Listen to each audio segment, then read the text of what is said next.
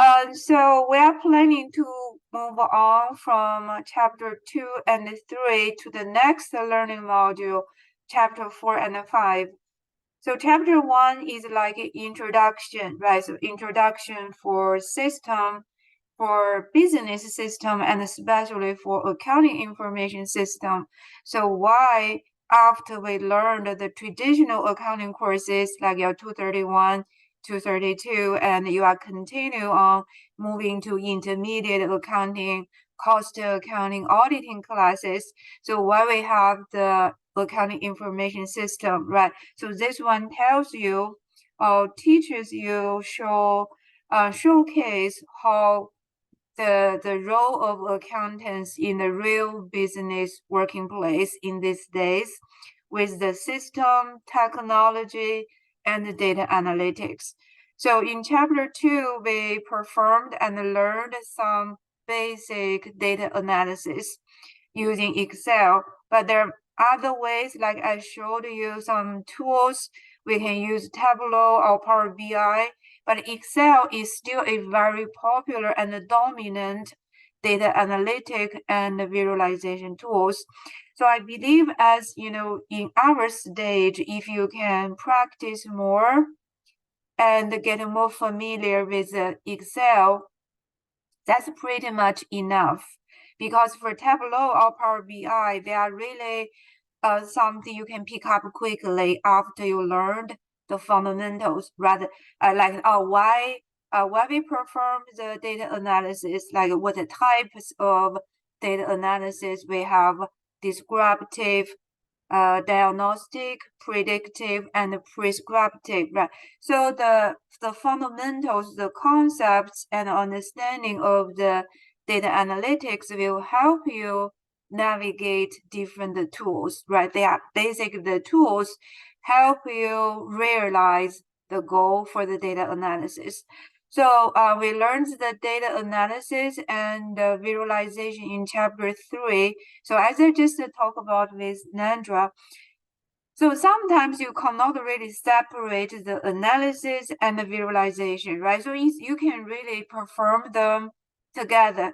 So normally, like the projects we did in the second, like the visualization parts, we perform a pivot table, right? So you perform a pivot table to do the analysis, then use the pivot chart to visualize what we present in the tables. So it's not really a clear.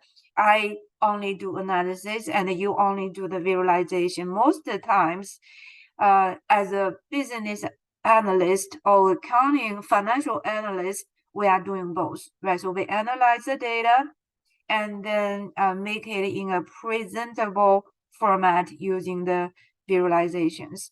So to summarize, is OpenRI.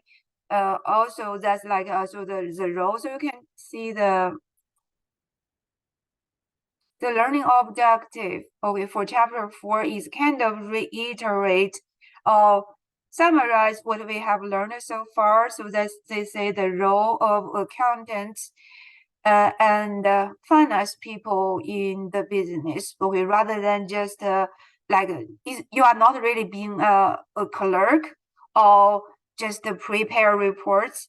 So the role of the current accountants or even finance people, we work as business analysts, right? So rather than record the transactions, analyze the transactions, and prepare reports, we dig into the data, so the big data, and we try to present the so giving insights, right? So present insightful findings from the data and help the managers to make different decisions.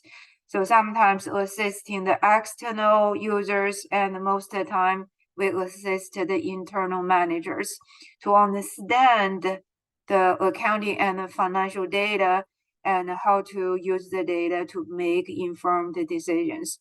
So that's kind of the first learning objective, because this one is kind of mostly repeating or emphasize what we have learned. So I'm not going to spend more time going on this part. And the next, the most of the the new contents in chapter 4 and also continue on chapter 5. So we are trying to learn how to design. So now we are moving forward. So how to describe the business processes like related to the accounting function or related to the sales function or purchasing, right? And how to design the database related to the business process. So two parts, how to understand and then describe, design, and operate all of the business process and related information system. Again, we are not really professional system person, right? So we are not a system, like a system major. So, but we are learning some fundamentals and the basics from the accounting perspective. So we can narrow down to describe, right? So you can have a description for the accounting process. Okay, under like my position, for example, I'm handling the accounts receivables, or I'm responsible for the payables, or I'm a clerk, right? So cash accountants, or I'm managing the fixed assets. So before you can perform your functions for accounting or any other business roles, we need to have a solid understanding. So what are the process under my position? And sometimes when you go to like you are hired as an intern or as a permanent employee, right? So we will get the trainings. So when you get the trainings, they will give the documentation, right? So from the HR department, and for your job position, they probably give you lots of paperwork for you to read and understand what the roles and what the responsibilities, right? So this part is similar to like what we are trying to learn here. Even I'm not really doing a job training, right? But in general, how to describe, design, and manage the business process and the related database. In chapter 4, we focus on the documentation and charting. Okay, kind of like a specific charting skills to describe and design the business process, like the activities. Then in chapter 5, we'll combine the data. So in this system or the process, what kind of data? So we are trying to capture, process, and report. Right. So the data parts we'll handle in chapter 5 using the relational database. So that's kind of the two parts of the business modeling. Activity model in chapter 4 and the structure model in chapter 5. Okay, so that's the next learning module. After finish these two chapters, we probably will move on to the business transactions. So we'll use SAP. I hope we can get the SAP student account, okay, by the time we finish these two modules, so we can move on to simulate a real business information system. Okay, we are going to understand how the information system is designed, and we'll assume different roles. So we are doing simulations, how to process like purchasing of materials and sell the inventory to the customers. And then you can perform some accounting functions as well. Okay, that's like the next module. But back to here, chapter 4, we focus on the documentation part. Okay, so this is here. So how to understand, document, like how to understand, describe and document the business processes or the business activities. Okay, so we call activity models. So this is not the documentation or like the visualization we talk about in chapter 3 is when you get a subsystem, right? So like my job function or my department all like a small unit of the whole company. So we understand. So this is the documentation help us to understand what's going on. Okay, what are the functions of this position or department and how the processes are grouped together and where we start the process and what are the middle stage and how we end up and any like data flow or message flow between the system. Okay, that's kind of the main focus. And this business process documentation is required. So now is a part of the required of the CPA exam, or it has been in the CPA exam for a long time, and in the new CPA exam is got enhanced. Okay, so we even got more testing materials related to the business modeling, activity model, and the structure model. There are different modeling tools, and in this chapter and in our book, we focus on the BPMN, so business process modeling, like norm or something like, and then you have other choices like flow charts or data flow diagrams. The book, our book, they have those two parts in the appendix. So, but I don't really think we need to learn all of them together, right? So all of the three type of modelings, as long as you know one of them, I would say the BPMN or the flowcharts, you can pick one of them because those two are very similar. Okay, if you can understand and draw and like so if you can understand the elements, okay, to construct a BPMN, you can easily pick up the flowcharts or the data flow diagram. Okay, so that's the our book. We focus on the BPMN modeling, but you can use the flowcharts or data flow diagram as additional reading if you like. Okay, if you have time. I didn't require homework or any assignments on other two tools, but I recommend, okay, if you can just read briefly and compare those two with the BPMN, and then you can master kind of like handling all of the required parts from the CPA exam. Okay, so that's they call business process documentation and modeling. Okay, those. And then all of the other requirements are related to the details of the BPMN models.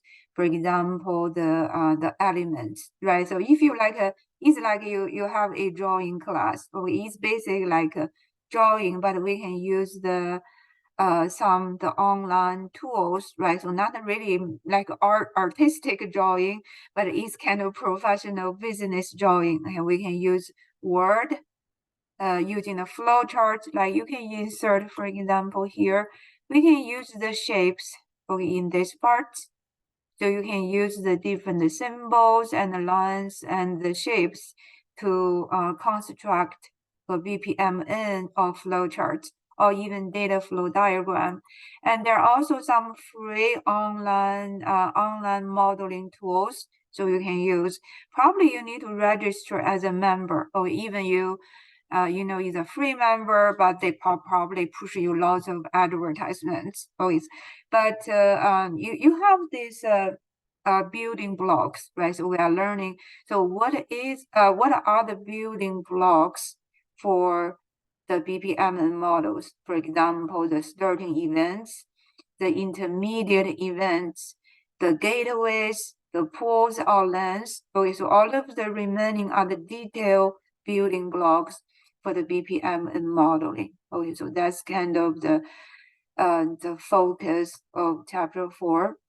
But before we dive into the details, okay, let's read a established example or a sample of BPMN. This one is not in the book. I got it from an internet search. I like this one is a revenue cycle. So it's a modeling of the activities and the flows in the revenue cycle. It's pretty much so as long as you have some basic business knowledge, you can understand. And that's something we are trying to learn. Okay, so let me enlarge this so that we can see the details.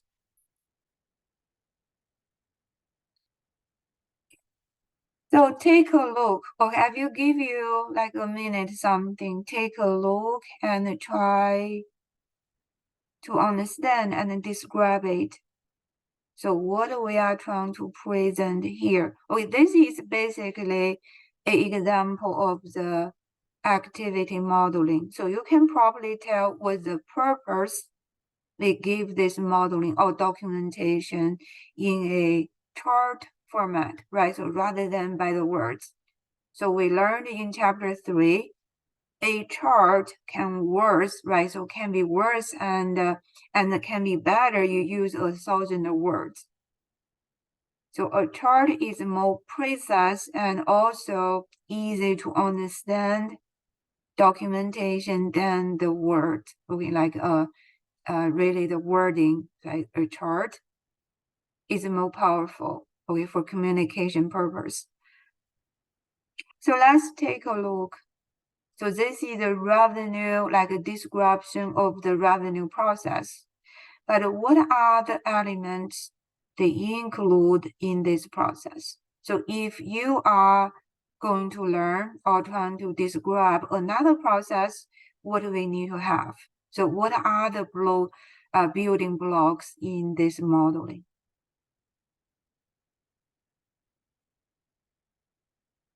Let me first maybe ask, okay, how many different job position or employees involved?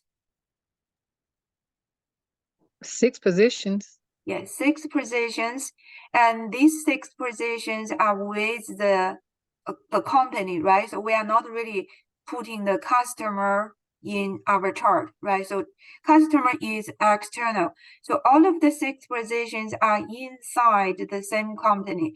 So each of the position in the BPMN, they called this is a LANE, L-N, L-A-N-E. Okay, like the pool and the lanes. Each pool is a separate entity. So our company is a pool, and the customer is another pool. Okay, vendor is another pool. And this pool, so this is the entire corporate pool, or our company pool. And inside the pool, we use the LAN to describe the different functions or job positions or departments, okay, which function involved. So each LAN, you can see what activities they perform, okay, and with this sequential documentation or activity flows. So now let's go over. So we have sales clerk, right? Warehouse clerk, shipping clerk, credit manager, accountant, and cash collection.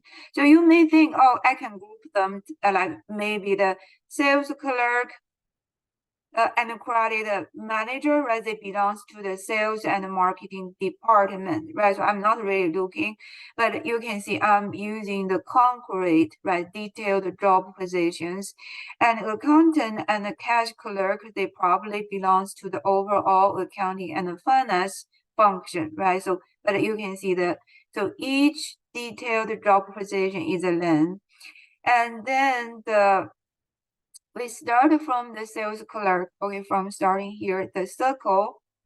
A single line circle is a starting event. Okay, later when we learn the elements of the symbols. So a modeling, you must at least have one starting event and one end event. Okay, you may have multiple, okay, but at least one starting event and one ending event. The ending event is the sixth, okay, like a circle. So let's starting from here, okay, it's pretty much understandable, right? So the rectangles or the squares here, like with the round corners, okay, we call these are the activities or process. Okay, the main, like the perform, okay, what do we do in this LAN? So the sales clerk will first receive a customer order, right? So it can be placed by mails, by like internet orders, by phone orders, or can be like a letter, right? So like, but anyway, so we are not really concerned about the order type. Or if you do, for example, a flow chart, right? So the other type of modeling, the flow charts require more details. You need to indicate what types of customer order. Is a phone, is a mail, is an online order, or you have different descriptions. So after they receive the customer order and then prepare, right, the sales order. So imagine that's probably you already checked the warehousing, right? So give you an indication, do we have enough storage, right? So if we have enough storage, then we can prepare the sales orders. In preparing the sales orders, you need to check the customer. Does the sales amount exceed their available credit? So imagine this is a wholesale, right? So rather than even we have a personal, right? So individual customers, they want to use a credit card, right? So you need to check, are they using over their credit card limit, right? So there is a decision to be made, and this diamond indicate a gateway. So gateway is what I say decision. Okay, it's like kind of like a decision. So make a judgment. Okay, because it's kind of give you different options.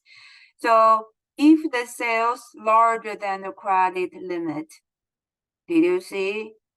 We probably say no, right? That's one choice, right? So no. So as long as the sales amount larger than the credit limit, no sales will be approved. So end of the event. Make sense? So end, that's one choice. But the other case is they want, if the customer want to increase, okay, asking, can I increase my credit limit? Right. So in this case, we agree, so you can send the credit limit increase to the credit manager. They will check their, the credit history and approve or deny the credit increase, right? So that's like, so, and after they check their background and make decision, if they deny, you can see you have a end, right? So you end the transaction at this point. So if it's denied increase of the credit limit, right? So that's ending. Now we go back in here. If the sales is less than the credit limit, right? So we didn't go to this checking parts. So like the regular orders, either they pay cash or they use the available credit limit or maybe by check, right? So proceed to the next step, go to the warehouse clerk. They inform, the sales clerk inform, okay, if you perform in the system, is you probably either sending a message after the salesperson approve the sales order, one copy of email or message or any type of notice will be sent to the warehouse clerk. They will prepare the order, right? So if you, for example, these days, if we make an online purchase, right? So we all have this, is immediately, right? So once they approve the sales order, they say, oh, we will send you a shipping notice, right? So because they need some time to prepare the shipment, so checking the availability and prepare the shipment.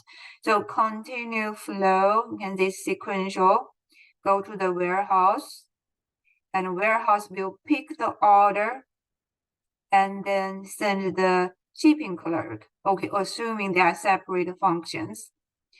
And the shipping clerk will send the inventory, the product, to the customer, right? So shipping to customers, and that's the end of the shipping.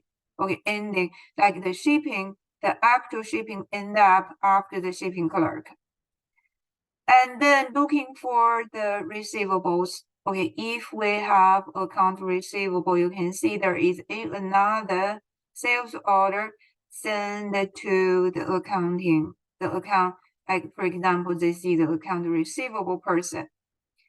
So account receivable accountant. They will prepare and mail or email the invoice to customer. Right, assume like this is more like a wholesale, right? So rather than to individual customers. So the sales clerk can send maybe like one copy of the order to the warehouse and then another copy of the sales order to the accountant. And the accountant will prepare the invoice and update your account receivable. So how we can update? Right, this is our accountant. So we debit the account receivable and credit sales revenue. Make sense? See, that's like how accounting is incorporated. So once we process the transactions, and then now you have the end up, right? So that's increase your account receivable. So generate sales and generate account receivables. And then once the customer make a payment, now the payments will be sent and processed by the cash collection clerk, not directly to the accountants. Be careful. Okay, the cash clerk will receive the payments. You can see we have another start of the event. That's probably receiving the payments. So the cash clerk will prepare.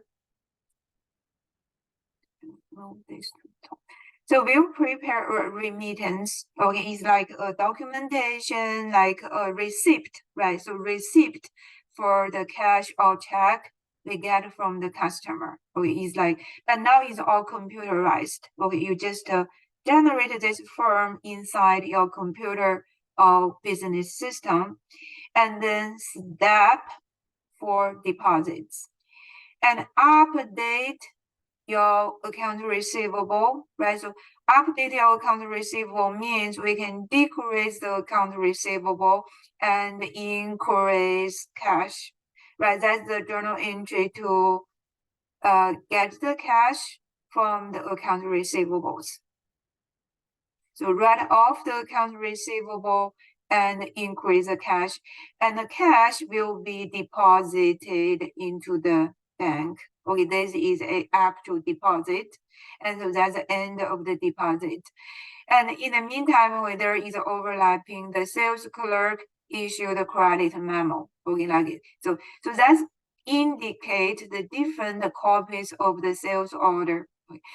Again, in BPMN, we didn't really emphasize how many copies of the sales order generated and for which copy goes to which department. In flow charting, okay, like the flow charts, you need to exactly show, probably, for example, we have 3 copies of the sales order or 4 copies and the copy 1. So for example, the sales clerk keep 1 copy, right? The original copy stay with the sales. Then 1 copy goes to the warehousing and shipping.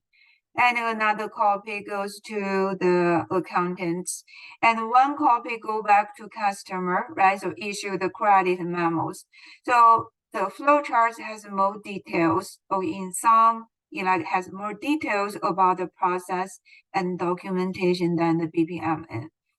But again, that's like, and then we have a monthly reconciliation of the cash, our cash account and the bank reconciliation. So remember, we did a reconciliation data analysis in chapter 2, right? So you have one side, you have your cash account, cash accounts, right? Debits and credits increases and decreases. Then we got a copy of the bank statement. We use the conditional formatting under Excel so we can quickly find out the unmatching items between the company's cash accounts and also the bank statement, right? So that's performing the bank reconciliation. It's not really necessary revenue cycle, but they put it here as another part of the activities. But overall, you can see it's a pretty much understandable, right? So easy to follow, to describe what are the process and the message flow in the revenue cycle. Okay. So everyone, I think every just have some like a common sense, right? So you can easily understand rather than, so imagine if you convert this into a Word document. Right, so it's very hard, right? So we can, describe the sequence and all of the process completely accurately and in an easy to understand format. So the modeling, that's why I say the modeling is more critical. So for like different positions, we understand, okay, we can use this model to train the new employees. Or we can use this model to help us understand better, right? So for example, I'm looking for this modeling. I want to critique. Is there anything I can improve? Do we have any activities like kind of redundant or not efficient? Or do we have any weakness of the internal controls? For example, do I have a disruption of the data flow? Or for example, I don't really have a credit check. I approve any customer order without a credit check. So if I miss the credit check, we will risk, right? So if you don't have a credit check, you may risk the account receivable may become bad debt later. So if you don't have this credit check process. So not only for description, we can use the modeling to help us understand better, critique, and improve your existing business process and documentation flows. So for example, if you work as a consultant, right, so business consultant, when you go to your client, they are asking your help, right, for professional opinions and how you can understand, in a short time period, how you can understand, so what's the current existing condition of your clients, and you can quickly interview the different positions and their current process and draw a model like this, and it will help you quickly pinpoint the critical problems. So rather than using the words, or you can ask them, do they already have some documentation like this charting modeling, right, for their system, so we can quickly grab them and get quick ideas. So it's very, very useful. But again, as accountants, you may ask why I need to learn this. So let me back into here. Let me get some of your opinion. So do you think this is useful as a Yes, content? I do. Yeah. So in which aspect? Because it just it just breaks it down into all the different departments, all different avenues, and just kind of taking not really the guesswork, but it just plays out all the different scenarios of what could and couldn't go wrong. So you Right. can, see your outcome. Right. Yeah. And even like accountants, like we are not a salesperson, right? We are not the warehousing clerk, but they're all related to the sales function because as accountants, we are overseeing all of the transactions and we are checking how the transactions are affecting our accounting information system. Even I know I focus on the accounts receivables and the revenues, but I know what the transactions trigger right? Or, initiate the revenue and account receivable updates, right? So even we are not really handling, but again, if you're working as a managerial role, right? I'm overseeing the business units. As a manager, you need to understand, right? So get an overall picture, like a snapshot of all of the processes under your management, right? So identify weakness, problems, and make improvements. Okay, so not only for accountants. So that's kind of like why even like for CPA, we need to learn the like these building elements, and you can draft, right? So if they give you a word description, or if they like tell you just verbally, like based upon interview, we can draft a chart like this. Okay, describe what we have learned, or what we have read, or what we have heard. So translate into a modeling so we can clearly see so what type of system we are handling. Or if they present, right? So just like natural, if they present you in modeling like this, as a professional, I can easily understand and critique, right? So to see, do we have, for example, if we have a sales transaction, can they flow through this process and generate the desired outcome, okay, rather than interrupt in some of the places. Okay. So, and this modeling will also help us when we move on to the business transactions later, the next module, like the SAP. In SAP, we are going to simulate two major business cycles. One is the revenue and one is the purchase. This is pretty much what we do in the revenue cycle. We will simulate how to generate a sales order.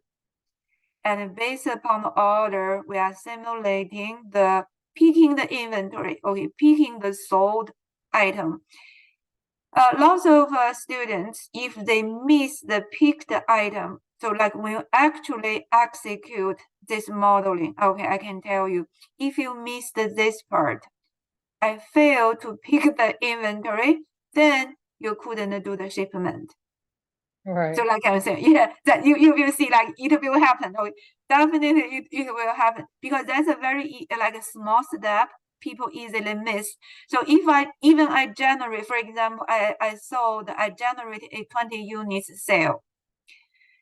But if I fail to pick the 20 units from the warehouse, even in the simulation in the system, and then we'll move to the shipping, you got an error message. The system will tell you you don't have available items to ship, right? So you couldn't proceed. Then you must fix it. Then you can move on to. So after we finish the shipment, then you can generate the invoice. Okay, so that's like a sequential. Okay, and after I generate the invoice, I can update the account receivable will be automatically updated. Be careful, we even don't add the manual journal entries. Once we confirm the sales, the revenue will be posted. The revenue ledger will be updated. Accounts receivable will be updated. And once we receive the cash, and then the remaining will be also updated. So the cash will be increased and accounts receivable will be decreased. So there will be 3 accounting journal entries involved in this process.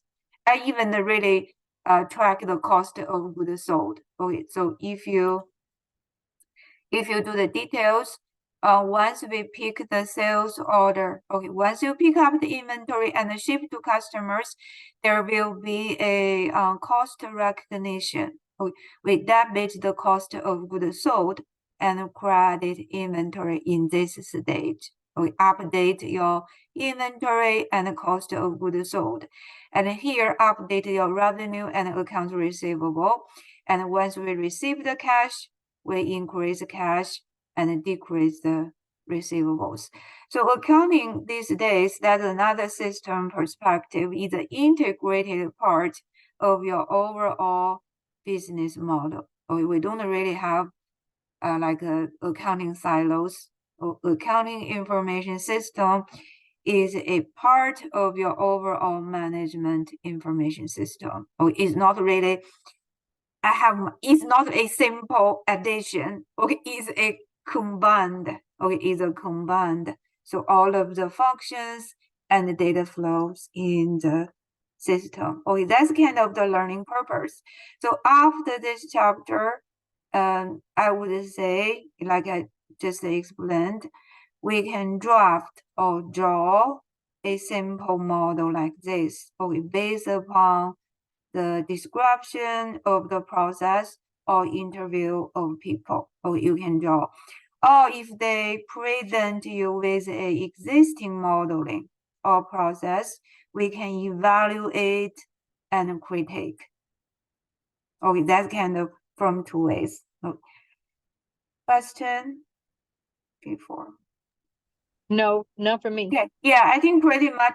Then we are going to see the like the modeling elements, right? Because it's not really something you can use randomly. So if you use a BPMN, let's check the common drawing elements. Okay, all the elements we used to build the BPMN model. So let me jump a few. We go to the building blocks.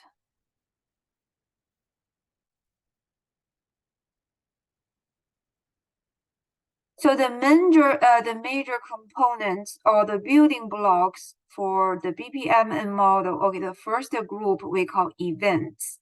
The events are using the circles or like the, you can say they see the circle, not really oval, okay, kind of the circles. But they're, for the starting events, okay, like normally you draw from left to right, right? So that's the easy way to follow. Starting, we use a single line circle. Okay. And the end is solid, or kind of most solid, like a thick, like a black, like with the borders for ending of the event.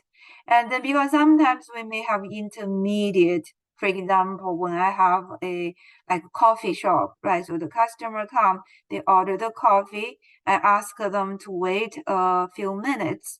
So that can be called a timed intermediate event. Okay, so you can say, oh, waiting, right? So it's a timer trimmed, okay, intermediate. You may have multiple intermediate events inside a complex system, right? Rather than, you know, you use a simple start and end. Okay, so 3 type of events, and you use appropriate for the transactions.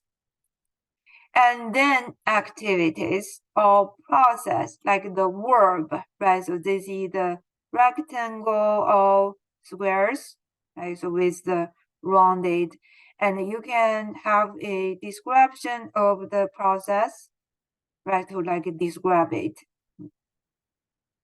And the word, right? It should be action, right? So a verb inside do something, okay, do something like accept the order or receive the order, prepare the order, prepare the invoices, pick up the inventory, ship the inventory, update the account receivables. Okay, it's an action verb activities. You may have again, okay, multiple activities inside the modeling.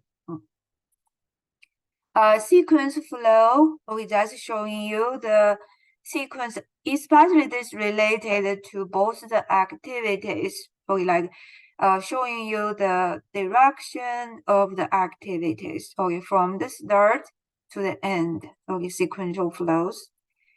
Gateways, choices, okay, options. You may not, it's not necessarily a decision, but it's a option. For example, for payments, we can accept the credit card, cash, or check, right? So you have 3 gateways for accepting the payments. And then the 3 payments will be grouped together again, okay, like, like a general payments type, okay, we can update the cash or the banking account. So gateway often appear in pairs on the diagram because you have the different options, and then the options will be merged again. Okay, after you can accept a credit card, cash, or the check, and then it will be merged as a payment, right? So like one single payment. So gateways, and then this is a now you can go to a simple one. But once we check the starting example, this seems to be a very straightforward, right? A BPM example. So we have a starting. I think this is like think about checkout, right? So a checkout, so cashier, right?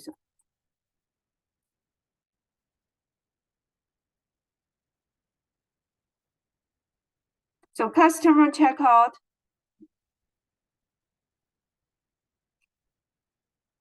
So the starting event can be the customer bring the items, like, go to the purchased item. So they scan the item, or like the cashier scan the item and identify the payment method.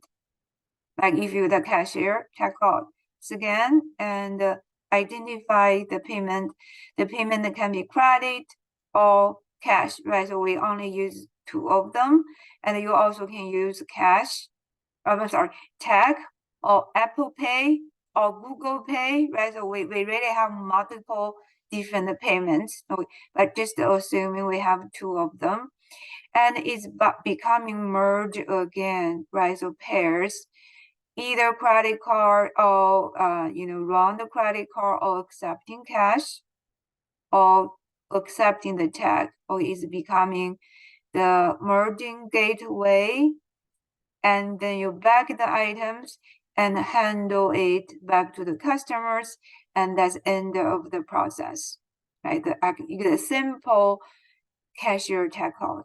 Okay. And you may think, do we have any accounting?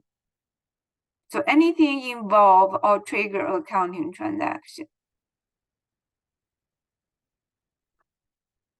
So if I'm an accountant, I'm looking for the process here. Do I have any accounting data captured or processed from this model?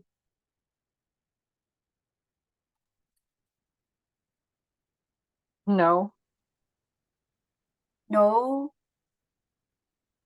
How about when they scan the item, like for example, any grocery items or clothing or whatever. So what the purpose, think about, when the cashier scan the purchased item. So what is the scan data? Oh, okay. I'm with you now. Yeah, right. Yeah.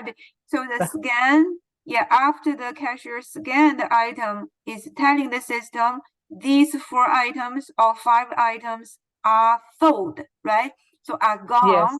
Yeah, are gone from our inventory. So that's a message given to accountants. We need to Yes. reduce. Yeah, but it's similar to the shipping, right?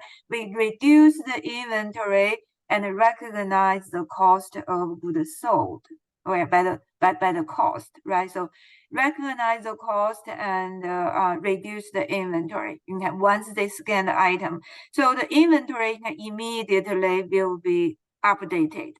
Not only for accountants, and that's giving the signal to the warehouse also, right? The inventory is reduced. And once we process the payments, right? So accept, and the payments went through. That's our sales price, right? And that's giving the message to the accountants. We finished this sales. We recognize this sales revenue and also increase our cash, because in accounting, the credit card we treat as a cash sales. Even we know we may need to pay some credit card transaction fee later, right? But overall, in the beginning, we treat it as cash. So we debit cash and credit So let me put it in the chat. Because that's really what we do later in the SAP. Okay, not looking, so the business transactions, we are looking for how the business transactions trigger the accounting data, okay, update. So first, so I will so for example, the sales price is, I'm just using a small number, 1,000, and credit the sales by 1,000. Okay, that's the sales. Then the cost of goods sold, for example, the cost is 600. And the inventory, for example, these are the clothing. So there will be two journal entries involved or triggered.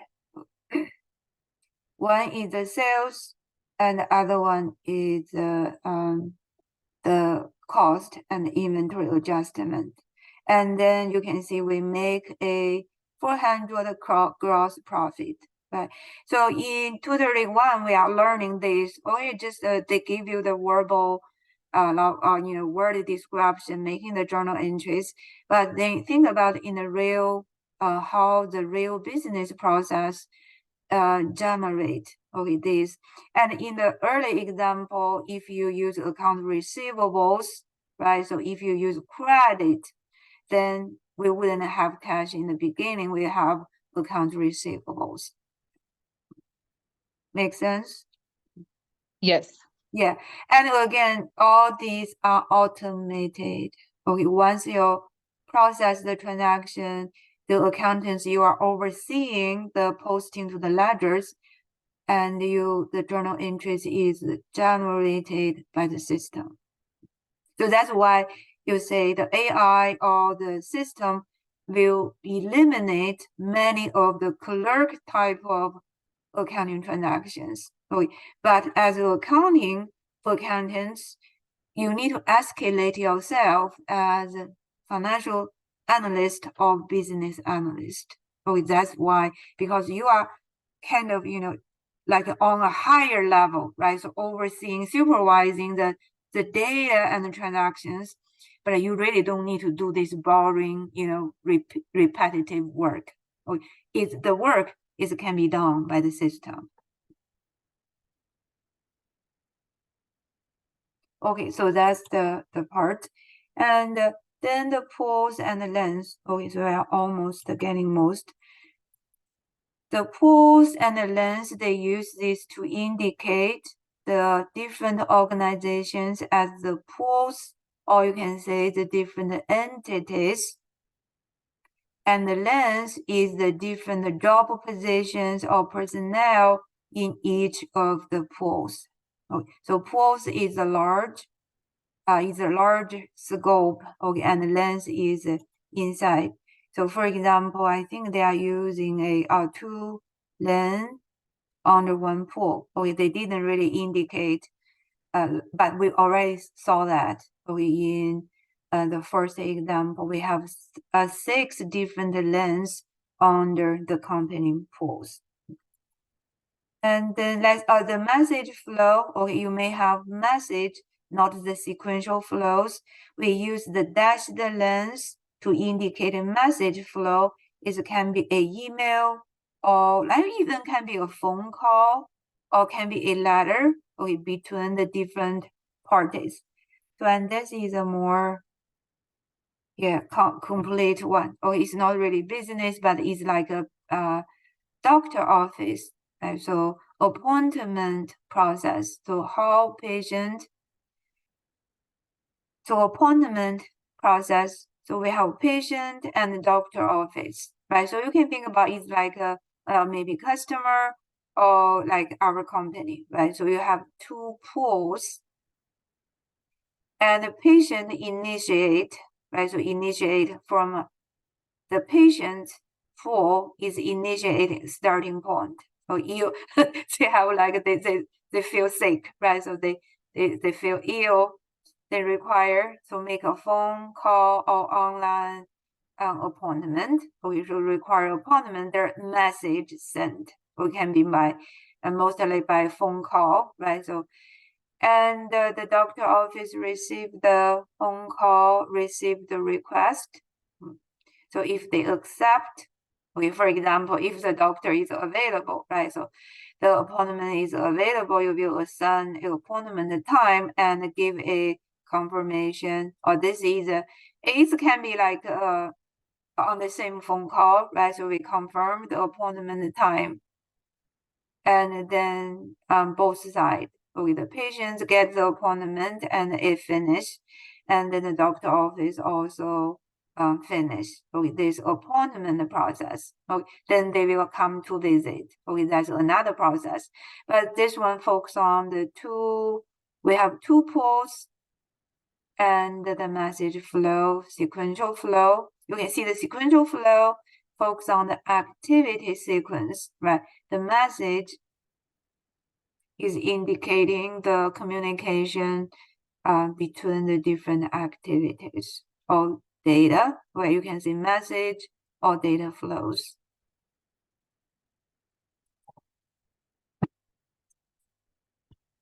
And I think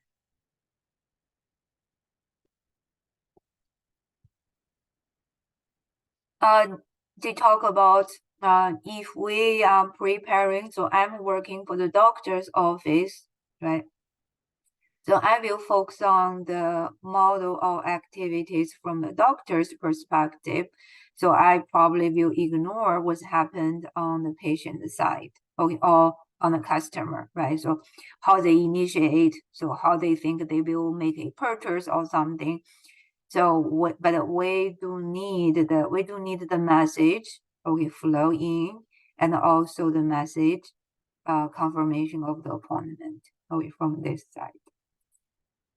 So the token concept, okay, this is the one I mentioned. Okay, the token means if you initiate a new event, right? Like I'm saying, like I start a new customer order, I make sure it can go through the system, all the process without being interrupted or disrupted in somewhere in the process. So that's let you make sure for each. So that's like make sure you have, for example, how we can make sure the token can flow without disruptions, right? That's when you design the system, make sure everything is designed properly and reasonable. So rather than like I'm saying, so especially when we go up like this. So if I ignore or forgot the picking order process, right? So you may have interruption or disruption here. Or if I forgot the credit limit check, I may have sales, right, given to customers. They already over their credit limit. Okay, then you may have, wrong things happened along the process or generate undesired outcome. Okay, that's a token concept. So means once you initiate something new, make sure it's flow correctly and generate the desired outcome, okay, or the result.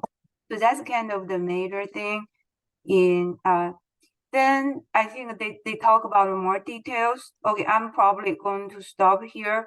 If we need, we can discuss more next time, like the token concepts, like the more different gateway types.